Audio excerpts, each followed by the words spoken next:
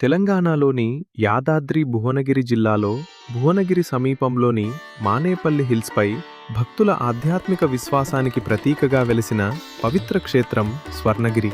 శ్రీ వెంకటేశ్వర స్వామి దేవాలయం కలియుగ ప్రత్యక్ష దైవంగా భక్తులు కొలిచే శ్రీ వెంకటేశ్వర స్వామికి అంకితం చేయబడిన ఈ మహా ఆలయం ప్రకృతి అందాల మధ్య ఎంతో ప్రశాంతమైన వాతావరణంలో నిర్మించబడింది. ఈ ఆలయ నిర్మాణాన్ని మానేపల్లి చారిటబుల్ ట్రస్ట్ చేపట్టింది.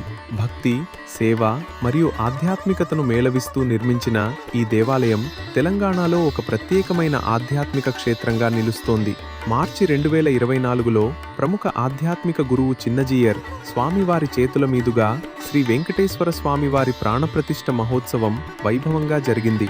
అప్పటి నుంచి స్వామివారి దర్శనం కోసం భక్తులు ఈ క్షేత్రానికి తరలివస్తున్నారు. మానేపల్లి హిల్స్పై కొలువైన ఈ స్వర్ణగిరి క్షేత్రం భక్తికి, విశ్వాసానికి, ఆధ్యాత్మిక ప్రశాంతతకు ఒక అందమైన ప్రతీకగా నిలుస్తోంది. స్వామివారి దివ్య దర్శనం ప్రతి భక్తుడి హృదయంలో భక్తిభావాన్ని నింపాలని కోరుకుందాం. ఓం నమో వెంకటేశాయ. ఒక కొండ, ఆ కొండపై వెలిసిన ఒక దివ్యమైన ఆలయం.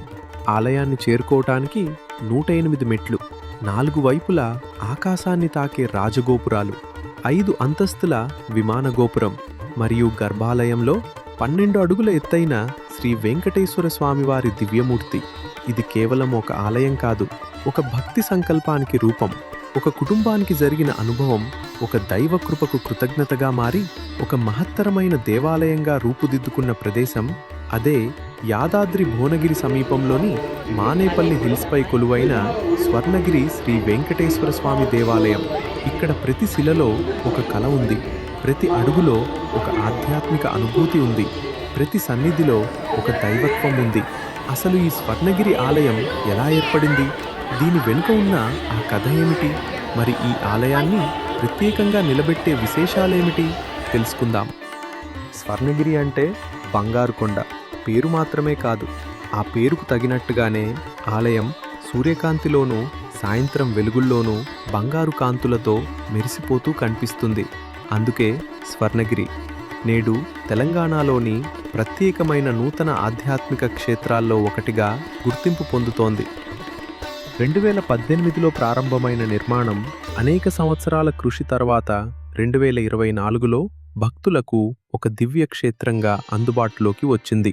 సుమారు 22 ఎకరాల విస్తీర్ణంలో నిర్మించబడిన ఈ ఆలయ ప్రాంగణం ప్రాచీన దేవాలయాల వైభవాన్ని ఆధునిక నిర్మాణ నైపుణ్యంతో కలిపిన అద్భుత రూపాన్ని సంతరించుకుంది.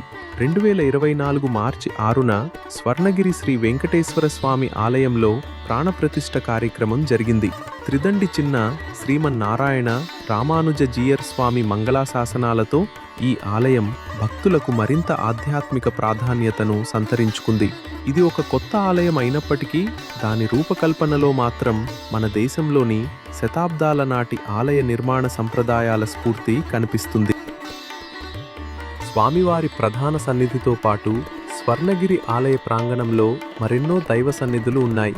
అలమేలు మంగ, గోదాదేవి, మదనగోపాల కృష్ణస్వామి, గరుడాళ్వార్, శ్రీ రామానుజాచార్యులు వంటి ఉపాలయాలు భక్తులను ఆకర్షిస్తాయి. అలాగే శ్రీ లక్ష్మీ నరసింహస్వామి, భూవరాహస్వామి, వకులమాత వంటి సన్నిధులు కూడా ఉన్నాయి. ప్రతి సన్నిధి ఈ ఆలయ ఆధ్యాత్మిక వైభవాన్ని మరింత పెంచుతుంది. స్వర్ణగిరి ఆలయంలో ప్రత్యేకంగా చెప్పుకోవలసిన మరో ఆకర్షణ జలనారాయణ స్వామి. పుష్కరిణి మధ్యలో నీటి మధ్య కొలువై ఉన్న జలనారాయణ మూర్తి ఆలయానికి ఒక ప్రత్యేకమైన అందాన్ని అందిస్తుంది. ప్రత్యేకంగా సాయంత్రం సమయంలో దీపాల కాంతులు నీటిపై ప్రతిబింబించినప్పుడు ఆ దృశ్యం ఎంతో మనోహరంగా కనిపిస్తుంది. ఆలయ ప్రాంగణంలోని నీటి ప్రశాంతత, జలనారాయణ స్వామివారి సన్నిధి, చుట్టూ ఉన్న ఆధ్యాత్మిక వాతావరణం కలిసి ఒక అద్భుతమైన అనుభూతిని కలిగిస్తాయి. స్వర్ణగిరి ప్రాంగణంలో భక్తుల దృష్టిని ఆకర్షించే మరో విశేషం ఏకశిల ఆంజనేయస్వామి విగ్రహం. సుమారు 27 అడుగుల ఎత్తైన ఈ విగ్రహం ఆలయ ప్రాంగణానికి మరింత వైభవాన్ని తీసుకొస్తుంది. అలాగే ఆలయ సముదాయంలో ఉన్న భారీ రథం కూడా మరో ప్రత్యేక ఆకర్షణ. సుమారు 40 అడుగుల ఎత్తైన రథం ఆలయ వైభవాన్ని మరింత పెంచుతుంది. పగటి సమయంలో సూర్యకాంతిలో మెరిసే స్వర్ణగిరి రాత్రి సమయంలో మాత్రం మరో ప్రపంచంలా కనిపిస్తుంది.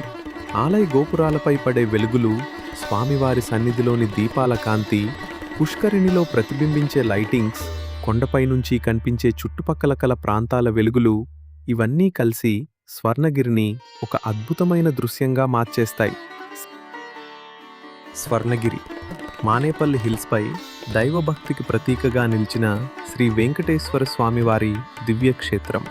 మీరు కూడా ఎప్పుడైనా స్వర్ణగిరిని సందర్శిస్తే ఆ 108 మెట్లు ఎక్కుతూ మనసులో ఒక్కసారి గోవింద గోవింద అని పలకండి. ఎందుకంటే కొన్ని ప్రయాణాలు కేవలం ఒక ప్రదేశానికి తీసుకెళ్ళవు, మనసుకు ప్రశాంతతను కూడా తీసుకొస్తాయి. ఓం నమో వెంకటేశాయ, గోవింద గోవింద. ఓం నమో వెంకటేశాయ. ఈ వీడియో నచ్చితే లైక్, షేర్, సబ్స్క్రైబ్ చేయండి.